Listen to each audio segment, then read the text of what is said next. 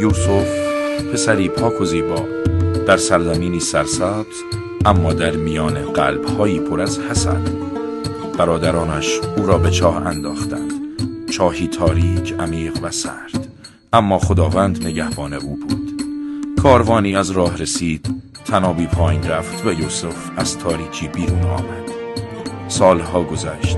پسری که در چاه رها شده بود در قصر مصر ایستاد، اما چه کسی جز خداوند میتوانست چنین سرنوشتی را رقم بزند؟